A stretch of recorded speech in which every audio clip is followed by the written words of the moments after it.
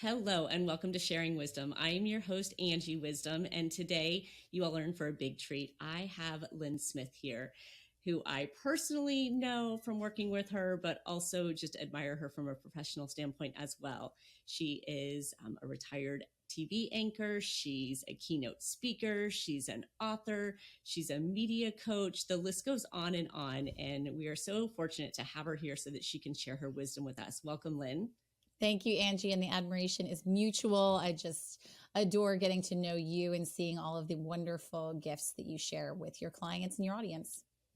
Thank you so much. And we'll talk more about that because we definitely have to fill everybody in on how we met and what we've done together. So we'll definitely have to get into that. But what I really want to talk to you about is a few things. One, confidence, because I know so much of what you do is bringing people to a place of their fullest level of confidence so that they can get out there, be themselves, share their message, and really differentiate themselves amongst everybody else out there. Yeah. And let's define confidence first and foremost, because confidence is so very different than arrogance. Okay. So arrogance is thinking that you're great at everything. Confidence is believing in yourself despite everything. So if you fall on your face, you're picking yourself back up and you're just keep going. If you do something really great, it's the confidence to maybe level up and try even harder next time to go to the next level. That's confidence. And what I find so many people experience is something holding them back. Something of either an imposter syndrome or a voice in their head telling them that maybe they aren't good enough. So they choose not to keep going and they choose not to take on that new risk. And so what really I was passionate about was finding that methodology to help people to overcome that and to be able to say out loud what holds them back in order to release it, let it go so that you can live the life that you want to live, which isn't the safe life. I'll tell you, it's a little bit of the scarier path because it's unknown, but it certainly leads to so much more than you could ever imagine. Yeah, I mean, you're 100% right. It may not be the safest and the most comfortable, but we find our true fulfillment and joy when we step out of that comfort zone, when we take the risks and we're brave enough to, step into that place that may be a little bit scary. It's sure. So funny, Angie. I'm thinking, as I'm thinking here, I'm like, I'm talking in sound bites too much. I'm like thinking to myself, like, this is what I do, right? I talk in sound bites. I sort of forget in a podcast, like we chit chat and things like that. But I think, when you get in this routine of communication, and I know that we're going to talk on that too, but you get into this routine, I bet you notice this professionally as well. Like you start talking in sound bites. It's kind of how it goes. It's so true. And I do want to talk about that because I have noticed since working with you, all these little things that I'm giving to my clients and, your little tips and tricks and sound bites and your hook, meet, chill, all that kind of stuff. So I do want to bring some of those little nuggets in for everyone that's listening as well. But on the confidence piece, I'm so glad you wanted to redefine that. I'm doing a masterclass next week. And one of the first slides is redefine what confidence means. Because I often think people view confidence as what I refer to as like a skill confidence, right? Like, am I capable and confident about my writing skills to write this book or my, presentation skills? That's like confidence in a particular skill. Real confidence is that, well, I'm going to succeed because I'm going to keep trying until I actually do. Whether it takes me 2 weeks, whether it takes me 10 years, I'm just going to keep trying. That's where I feel like confidence really comes into play. And I just had this conversation with my colleague this week. Our goal this week was to fail. And that sounds really strange. It was to fail all this week because as we're launching something, we need to be failing at it to know what needs to be fixed because there's always going to be things that need to be fixed. But we're confident in the product. We're confident in what we work on. We're confident in our work. So we know that that's a piece of it. And so I would encourage everyone who's listening right now, if you are struggling with that searching of your own confidence, try that mindset shift. Angie, I love that. Like you talk so much about mindset. And it works. I mean, like your morning journals start with you. I've talked about this on my social media. It's something that gets my mind into a place each day. And mindset is a huge piece of being successful, not just in business, but in life. But try that shift of like, it's scary to try something new, but it's almost like exciting to be failing because you know you're fixing what needs to be fixed. It sounds so counterintuitive. I know, it's so true though. And I'm smiling over here because I was doing breakthrough sessions the other day, and one of the guys I was coaching was like, well, I'm afraid to fail. And I was like, afraid to fail? Then you're never going to succeed. I want you to go out there and I want you to fail 10 times today. And he's like, what? And I'm like, yes, I want you to go fail, because failure means you're getting data. Failure means you're getting closer to what you want. If you're afraid to fail, then you're not taking action. It's pretty much, or you're in that safe zone, like you said before. And it's amazing how many people, so I always ask the question, what are you afraid of? I want you to say out loud what you're afraid of. Yeah. I would say 90+% have that fear of failure. And I say, oh, that's exciting. I'm actually glad that's one of your fears. And they're like, why? And I'm like, well, because that means that it's going to happen. So we don't have to worry about it. Like, I don't have to tell you it's not going to happen. Like, it's actually going to happen. So now we can move on to the next one. What else are you afraid of? And they're like, well, wait, what do you mean I'm going to fail? I'm like, well, it's impossible to not. So let's, instead of being afraid of it, let's change the word. I'm afraid of failure. And let's change the word to lessons. I'm afraid of lessons. We would never say that. So every single time you want to say I'm afraid to fail, change it to I'm afraid to lessons, and you will literally start laughing out loud. Like, oh, okay, that was pretty silly. I love that. Oh my gosh, what a great pattern interrupt there. I absolutely love that. I'm going to steal that one and bring that to clients as well. You can too. Okay, so you've got this kind of confident piece in yourself. And I have to bring up a story that you shared when we were first working together about giving a keynote and kind of losing your words there. Ty, first share the story and let's talk about the confidence piece around there. I actually opened my ebook Confidence Quotient with this story because the whole point of the ebook is that these are proven methods to help you overcome what holds you back and to increase your self-confidence. And I know it's proven because I do it and I had to do it. And here's what happened that showed me that I had to do it. So my biggest weakness is public speaking, which nobody expects. I'm a news anchor, former news anchor. So everyone's like, she's going to kill it in front of thousands of people. Like, look at her on camera, da, da, da, da, da. Well, the reality is like the camera's a little bit of my crutch, and the camera has always been sort of a comfort item to me. So when you take that away and you put me in a sea of thousands of people and I have to actually see their faces, my voice starts to shake, my knees start to shake. And it's just always been a weakness of mine that I've never really fully been confident enough to address until I had to.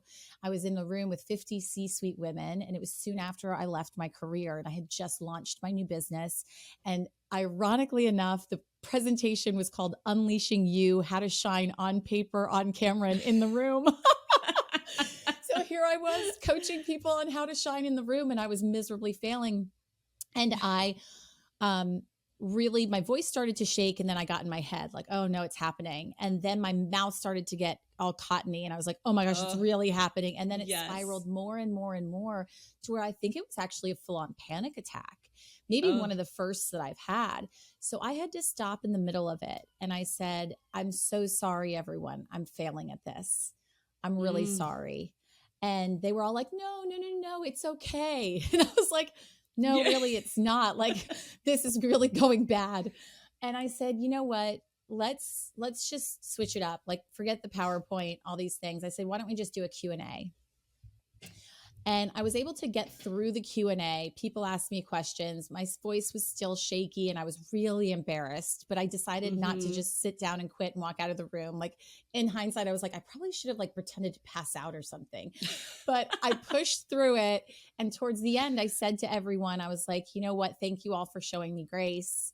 I said, you know, this was really embarrassing. And, you know, it reminds me that of like what I tell people is like, you kind of have to fail. And I'm saying it much more eloquently now. I was like stumbling through it when I was in it. I was like, you kind of have to go through this to get to the place that you want to be. And people came up to me after that and they were like, I know it doesn't feel this way, but you were the inspiration you didn't intend to be. And it wasn't because I was good or powerful. It was because I failed and I kept going and they watched it and I kept my head up. And I had a waiter that came up to me and gave me a hug and said, I can't tell you how much I needed to hear that. And it reminded me that like, sometimes our biggest failures happen as gifts, not just to ourselves, but for other people, Yeah. so that, perfectionism will never be achievable. And so when we Mm-hmm. strive for that, we will fail 100% of the time. Whereas Yeah. when we are able to take a situation like your most embarrassing moment, put systems into place, like what I teach, the systems that helped Mm-hmm. me overcome my fear of public speaking. I'm now a keynote speaker. I got a keynote coach. I Yeah. worked on this so hard, and I now start every single keynote with, I have a confession to make. Every single time I Mm. walk up on stage, I wonder whether or not it's going to happen again. Yeah. That entire meltdown. And then I go through what I do to be able to overcome the saboteur in my head that's saying, you're going to do this again. You're going to have another panic attack. And so Mm-hmm. I share it with clients. I share it with everyone in the ebook, because I encourage you to not just seek out those things, but to give yourself grace when they happen, because it's Mm. probably one of the greatest gifts you're going to be getting from yourself. Yeah. I mean, I love that story. It so humanizes you, for one, and helps people to see that, like, even people who you were a news anchor, for goodness sakes, right? When they think that you could go out there and crush it, and seeing that, like, we do fail, we do make mistakes, and things happen. And I'm sure there are plenty of people that are having a panic attack, even listening about your panic attack. Like, yes, that is my worst nightmare. Worst fear. This is why It's I don't everyone's. speak. Exactly. Yeah. But it's like, yeah, you got to look at it and go, I wish we actually had a video of it that we could share, so that we could, Angie, there is oh my a gosh, video of it. So it was being videotaped, and I walked up to the guy Uh-huh. afterwards and I said, please just promise me you will not post that anywhere. And he was like, it really wasn't that bad. And I was like, shut up. Like, just Oh don't my post it gosh. anywhere. But it was an so he's probably watched it a million times with his buddies. And please, if you're listening and you're out there, do not post it to YouTube, or post it. And maybe it'll be even more of a lesson to everyone. But, when just what you said, that's my worst nightmare. And that's why I don't public speak. Well, it Yeah. turned into a chapter in my book.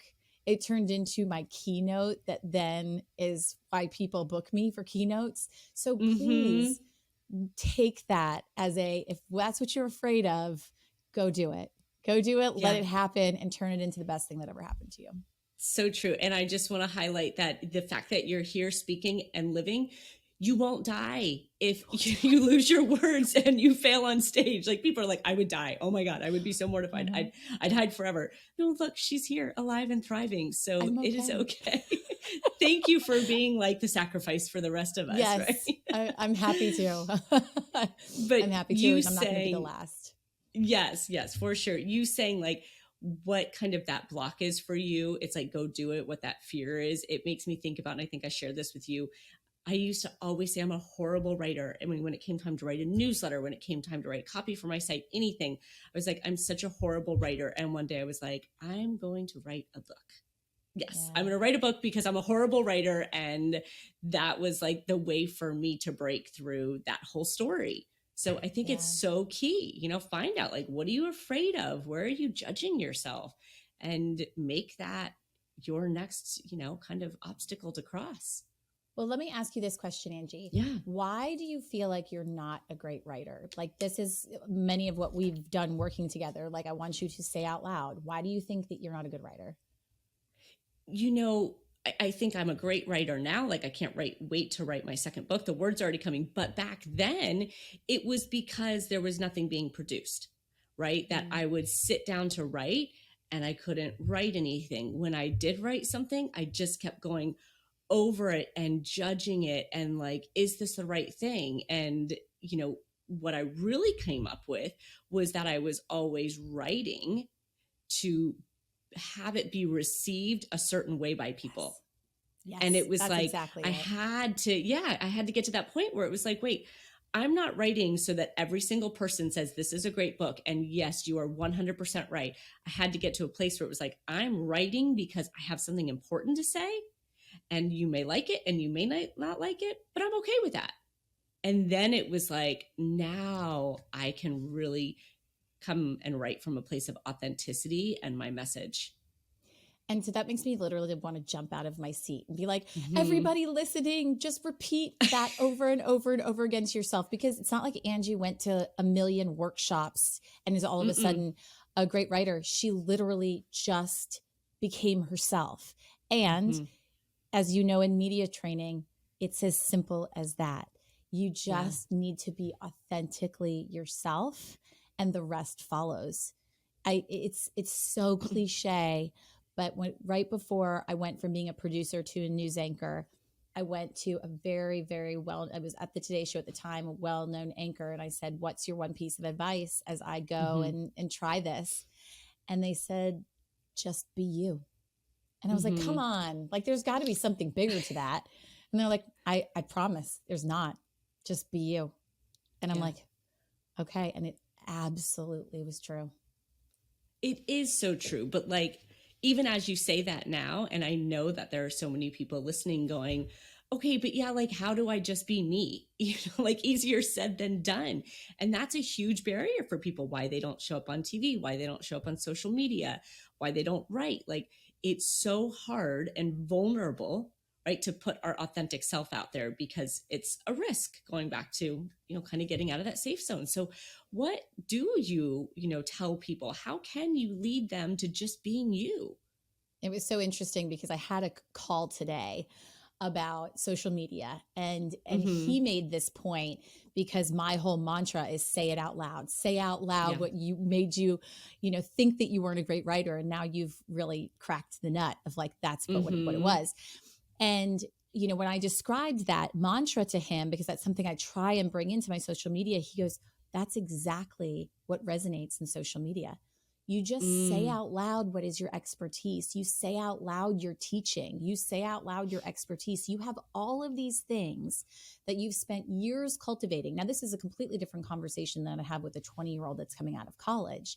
But Sure. those that are listening that have their skills, their expertise, their stories, their wisdom, say Mm-hmm. those things out loud.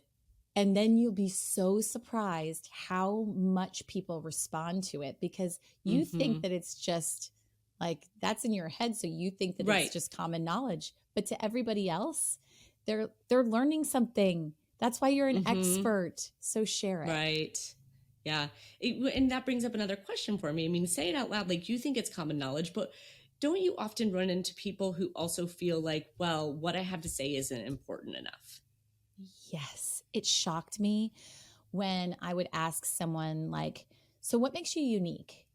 Well, I don't Mm-hmm. think there's really anything that makes me that unique, or I don't have like Mm. this crazy story when I was young, like some rags to riches story.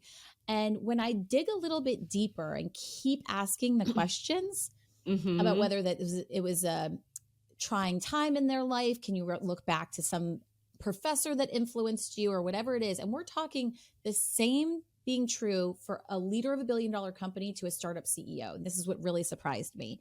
All of Uh-huh. them had the same problem, as they didn't think their story was big enough. But when they Mm. had someone pull out of them and ask those probing questions, they realized those experiences that they had throughout their life was what made them unique. So if you Yes. aren't sure whether or not you have a story that's big enough or that you're unique, find that person in your life that will probe things out of you, that will Mm. ask you some of those provocative questions of like, what was a game changer in your career? When did you Mm-hmm. make a pivot and what did you learn from it? All of Mm-hmm. those things, those are your big stories. You're sitting on a treasure Yes. trove of information, intern content. So turn that into your teachings, your sound bites, your social content, your newsletters, and your blog posts. Yeah, I think that is so relevant. My mind's spinning right now because, I often talk about like, how do people miss out on like recognizing these accomplishments and their story? Like, and I often say it's a lack of presence, or a lack of celebrating those accomplishments, because it really is true. Once you get someone to dig into something and you ask them about it, you see their face light up and they're like, oh my gosh. I had a group of women in my group coaching the other day, and we were talking about confidence, and I said, tell me your biggest accomplishment. What are you most proud of? And some people really came up with it and some people struggled. And it was like, what did it take to make that happen? But as they kind of dug up these accomplishments, there was so much joy and pride. And what I was trying to kind of get them to connect the dots on is that everything it took for that accomplishment is exactly what you think that you're lacking for this new thing that you want to accomplish. And it's mind-blowing when people go through that. But I think it's missing these stories or not acknowledging them along the way that has us just like passing right by them and not taking the goodness out of them to remember, like, oh yeah, remember when I made that career move? Remember when I sold my company, like what I had? Do you agree? It's almost like our ideas and our experiences lay dormant within us. And when we say them out loud based on somebody asking us a question, it brings them back to life. And it reminds us that they're inside. We've got such busy lives. We're going from one thing to the next to the next. We're not sitting around thinking, what makes me unique? How can I weave that into a story to incorporate that in my career? But when we have those trusted people that challenge us and pull things out of us and ask those provocative questions, we realize within ourselves, we are full of the content, the information, the expertise that an audience would just drool over, right? Like we're all starving for content and knowledge, and it's within us. We just need someone to wake it up. And sometimes that someone's yourself. It's okay to ask yourself those provocative questions and be able to bring it to life. Yeah, absolutely. And you have such a gift for that. You know, when you work with people to really ask the right questions, to bring out their confidence. I mean, you have systems and all of that is great, but you as a person, you can really tap into that with people and get them to say things out loud and get them to this level. So, I mean, what kind of created that passion for you to really want to help people say it out loud, get the recognition, be an expert, everything that you do in the green room? So my kindergarten report card said, Lynn asks too many questions. So I think that there's just been this curiosity within me always. That's where the journalist piece came in. But, you know, the motivation for me to focus specifically on CEOs and leaders and helping them to overcome what holds them back. My own dad, who was very successful in his own right, but he turned down a job as CEO of a really large company because of his own fear of public speaking. And he wasn't able to overcome it. And he did amazing things. I mean, he ended up becoming the assistant secretary of the Department of Energy. He did such brilliant things, but I thought to myself, gosh, what other things could people have benefited from because of his expertise and his knowledge that he allowed to stop him from sharing? And I wanted to really find ways to help people to overcome that. And I wish I could have done that with my dad. And it's funny, we talk about it now and he regrets it so much because now he has the confidence to do it. He really regrets it. And I hope nobody experiences that. And I hope if you hear that story, it makes you think like, wow, that's me. And I'll maybe regret it down the road. And maybe it's not turning down a CEO job. Maybe it's turning down an opportunity to speak because you might have a Lynn Smith moment, or maybe it's turning down, you know, the shot at doing your podcast or whatever it is that you might be a little apprehensive in doing for the fear of failing at it. This is your reminder that you'll regret it.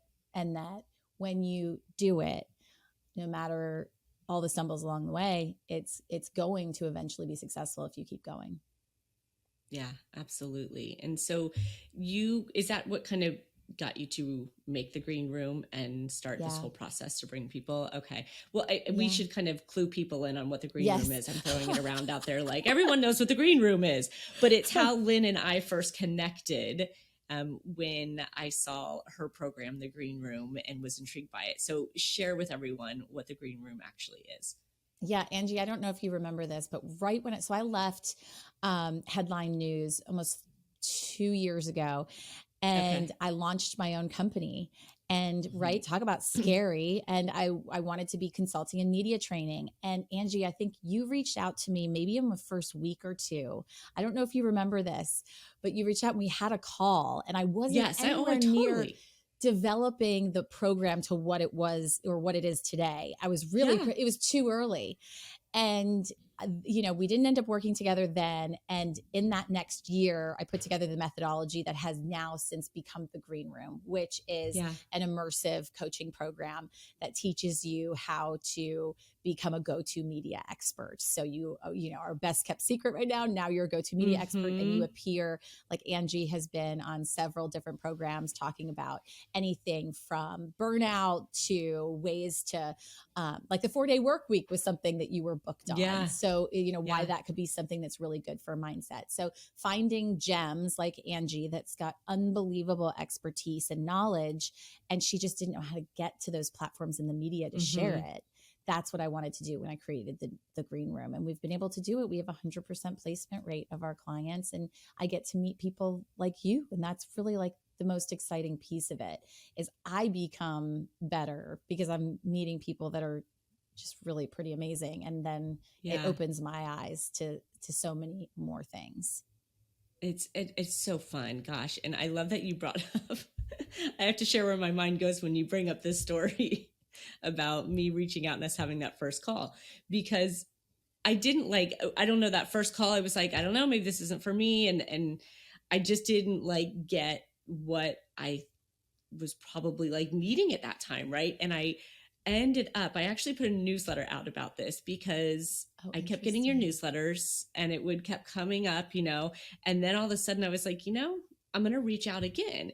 And when I reached out to you, we had a different connection, right? Like maybe you had your system in place, you had your process, you could really define it. Yep. And I was like, yeah, this is it. So I wrote a newsletter about that in the sense of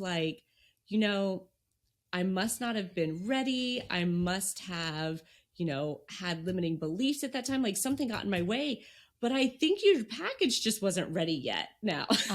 I don't think that my confidence was ready either.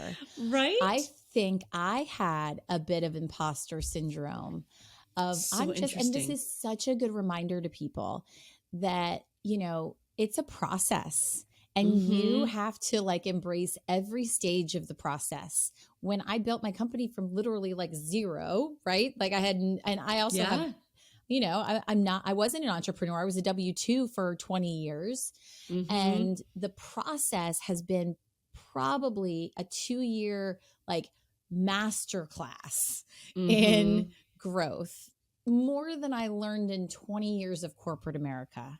And so if that resonates, because I know a lot of people that you work with are in transition. They're either leaving corporate America and starting their own thing, or they're pivoting in their careers, which so many people are doing right now. I would really encourage you to prepare yourself for the excitement of the process.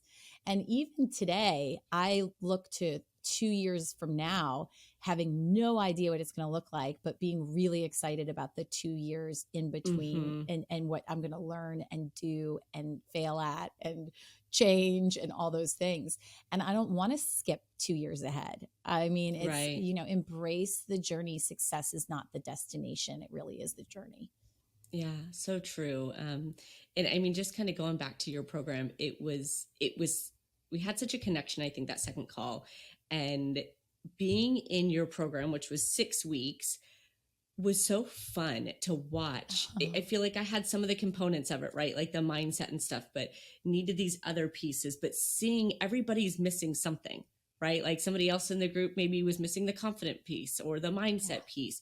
But watching everybody kind of evolve through that process and going from oh my gosh, no way I could be on camera, I'm not an expert, to, okay, we're here live on Fox News, and and they're on camera, and it's oh my gosh, seriously?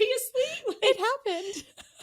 That guy was so shy, 6 weeks ago, and now he's just owning it and crushing it on CNBC or Fox. And it's so fun to watch. I mean, I often say I have the best job in the world, getting to help people, create the life they want, the business they want. But I'm telling you, I'm looking at yours going, that's pretty freaking special to watch people go from that place to holy crap, I am on TV and I am an expert and I'm getting to share my message and have a voice, and I'm impacting others. And that is what I was meant to do. It really Love gives it. me the chills in hearing you articulate it in that way, because I become so attached to the experts, because we Yeah. all and we all become friends with each other, right? Right. Yeah. Because it's about getting vulnerable and opening up Yeah. about what pieces that you're missing, so that you can. And sometimes it was you jumping in and throwing a suggestion to one of the members. It's such a Yeah. collaborative process, and reminding you of that our human instinct is Yeah. to provide and nurture and give to others. Like that's a primal thing that we have. And the green room, while yes, our success marker is you get on TV and you talk in sound bites and you get invited back, but the real goal in life is to like always wanting to create the best version of ourselves. And that's really what to hear you say that that's something that you took away is just the greatest gift that I could ever ask for. And yeah, I couldn't ask for anything else in a career.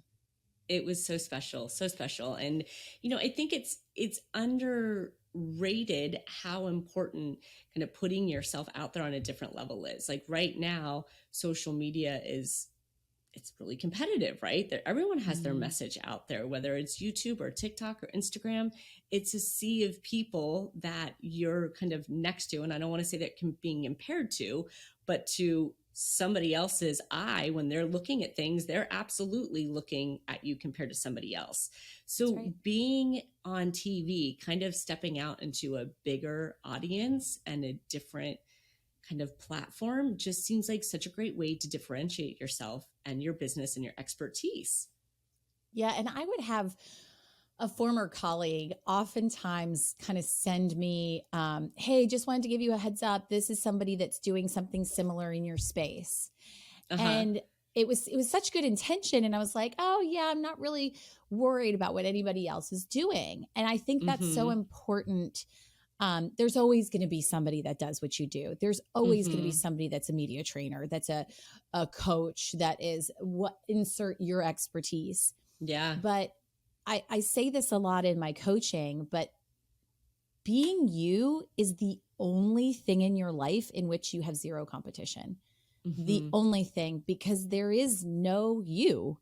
And so, yes, they can media train somebody, but they will not do it the same way that I do. And someone can coach someone on having the best version of their life, but it won't be the same way Angie Wisdom coaches it.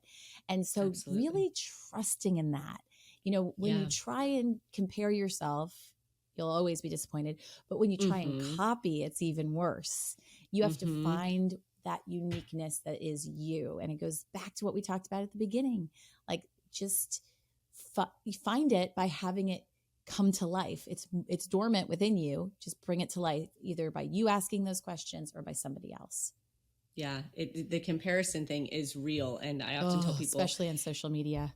Oh, right. And I say to people all the time, I read a quote, actually, this was from the Bible, but it was talking about comparison, and it said, it's a lose-lose. If you compare yourself and you find that you are better than someone else, you become complacent and you sit back and you do nothing. If you compare yourself and you think that you aren't as good as anybody else, then you become less confident and you do nothing. So it's like, there's nothing good about it. It really is about comparing yourself to yourself.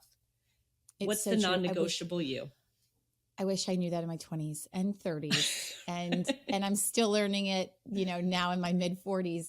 And I think with time we realize it, because we have case studies of it, right? Like we have over and over and over again when we see that that's the case. And I just wish that there was that disclaimer on social media, because I think it's really impacting, which you did a segment on how social media is impacting our youth, because they don't have that critical thinking that we have.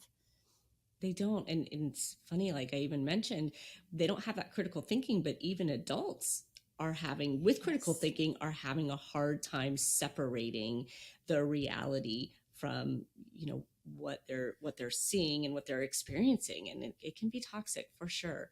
I do want to ask you really focus on choosing yourself, right? So that you can be you, so that you can do you. And that's something that we really have in common, this choosing yourself, putting yourself first so that you can show up as you.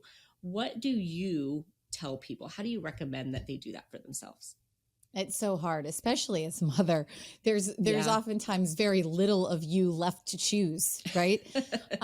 So I often share the story of why I left the news. And that was the ultimate choosing myself. And I had actually done the exact same thing 8 years before. I was working the overnight shift at NBC. I was doing Early Today, which is a 4 a.m. show. And I'd go into work at 10 o'clock at night and I'd get home at 8 o'clock in the morning. And I did it for 3 years. And the next step in something like that is national correspondent. And you don't have a life when you're a national correspondent. Like, you're on the road 100% of the time. And I decided to choose me over my career that would have been a great feather in my cap. And I was like, I just don't think it's right for what I want. In news, you never have balance, but I wanted to be able to at least have the option of balance. And so I was unemployed for like 3 or 4 months in between contracts. And I was starting to lose faith. And I then got the call about Headline News having a 3-month freelance gig. I was in New York at the time, and I went down to Atlanta, which I had never even been to Atlanta. And I did a 3-month gig that turned into an 8-year career, and where I met my husband, and now we have 2 boys together. And it was one of those things of just like, when you choose yourself and you know what's right for yourself, the universe just falls into place the way that it should. It's so powerful. And when I left the news, it was because I saw the impact it was having on my family, being a morning show anchor.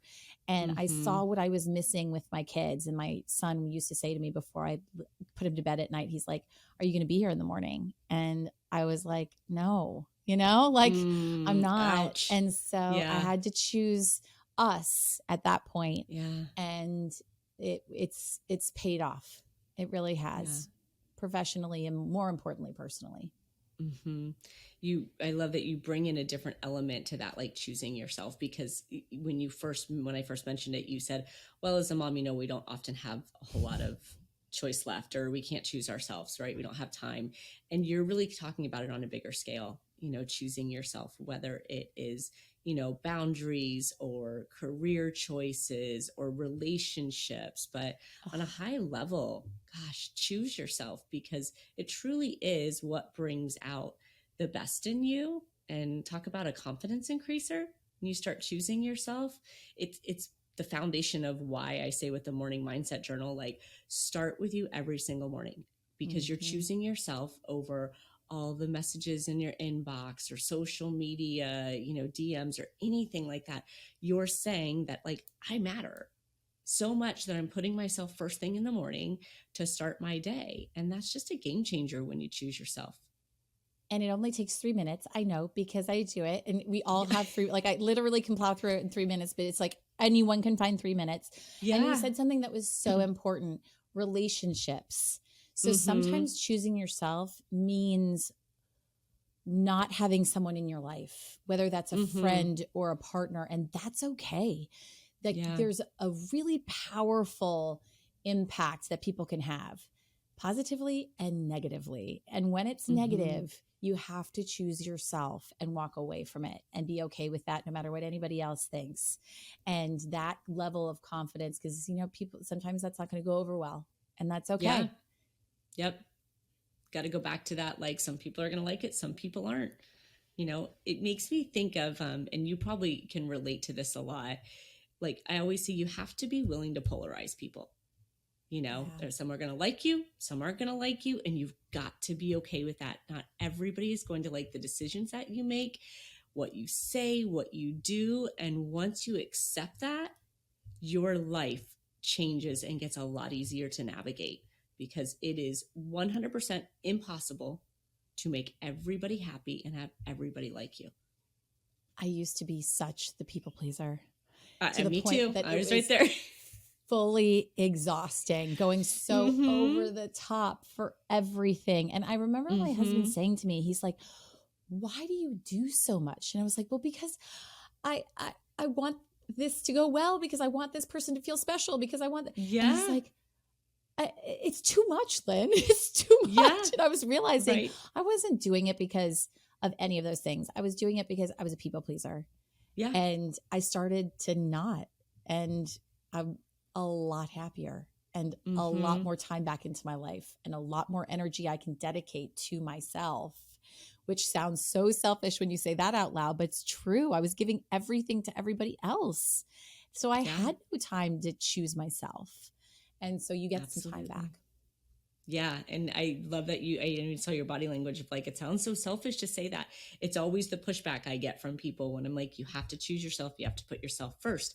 But it isn't. I always kind of flip it and say it's selfish for you to show up with a shell of who you are, with half of what you can be, with half capacity, with annoyance, frustration, resentment, all these things that you get from not tuning into yourself and spending time with yourself. So that's what I say is selfish. I love that. I'm stealing that one. It's okay, so you can true. Have that one. It's like it's selfish of you to show up as a shell of yourself. Every single, especially parent, should write that down. Yeah. And it's like, we have to really pause and think about it and be vulnerable, but we can all put ourselves in that memory of like, oh yeah, I really said I was showing up for somebody else and I was not my best self then. Surely not, short, something like that, Frustrated. Yeah. Cause you're spent. Your tank is empty. Yep. 100%. Yeah. See, this is why I love you, Lynn. We're on the same page. I'm like, can we just do this like coffee talk every so often so I can get my mindset back in check? Let's take the show on the road. We can. As you're talking about being that people pleaser, the first thing I thought was, I've got to send her an Enneagram assessment. Have you ever taken an Enneagram? No, I've had people ask me that. They're like, what's your Enneagram? I was like, yeah, this has been on like I think people say, is there something that resonates that I'm a 3? Well, that's an achiever. Sense? Yes. So that definitely, okay. But the close companion to that is a 2, which is a helper. And you probably have those tendencies like I'm a helper, and we have an unhealthy version of that helper when we're always people pleasing and doing, but then we make it healthy and we do it for a different reason, which is totally what you're doing right now when you show up time after time, helping people find their voice, choose themselves, share their message and their gifts again and again. So you've definitely fallen into where you should be for sure. Thank you. Yeah. I'm giving you a virtual hug. That makes me feel so great. And I feel the same about you, your wisdom, which I think is just such a beautiful thing that's your last name, but that's something that just allows people to take the shot and go do it. Because, you miss 100% of the shots that you don't take. And you just need that person in your life like you to say, you got to do it. Sometimes you just need that little extra nudge. Well, thank you. And speaking of wisdom, I always like to ask my guests, like, we're sharing our wisdom here, both of us, but I always like my guests to reflect on like, what's the best piece of wisdom you've ever been given by somebody else that has stuck with you and that you've always carried? One of the phrases that my mom has always said to me that goes really back to what we have talked about, but it's not what they say, it's what I know. And it's something that, I try and it's so simple that I try and teach it with my kids when they say, so-and-so told me I was stupid or something like that. And it's like, it's not what they say. It's what I know. It's just that piece of wisdom that's always stuck with me when, you hear somebody says something that's not nice and you're like, oh no, that's terrible. No, what do you know? What do you know to be true? That's all that matters. And it works in all different aspects of my life. So true. It really is kind of like asking yourself that question, right? What do you know to be true? What do you know to be true? Yes. Well, I so appreciate you coming on and sharing your wisdom with everybody. I think inspirational, how to have your voice, share your message. People can follow you on Instagram. You've got the green room that's out there for people to step into, which I highly recommend. So fun. One of the best decisions I ever made as far as building my brand and kind of having a voice out there. So highly recommend that. Any other places that people can find you? You've got your ebook, The Confident Quotient, correct? Yes, thank you. It's lynnsmithtv.com. And then I'm Yes. on social at Lynn Smith TV on all of the socials. I love it. Except TikTok. I'm terrible at TikTok. You, Lynn, what makes you say you're terrible at TikTok? I don't get it. I'm like a dinosaur. I'm like, I'm not going to do those trends where I'm like pointing in all these places. It's not authentically me. And that's the reminder. Somebody's trying to push you into something that you know is outside of your brand, your zone, what makes you feel comfortable. Stick to it. Stick to it. 100%. All right. Final last words there, right? Choose yourself. Be authentic. Love it. Love it. Love it. All right, Lynn. Thank you so much for joining us. Thanks, Angie. Great to be here.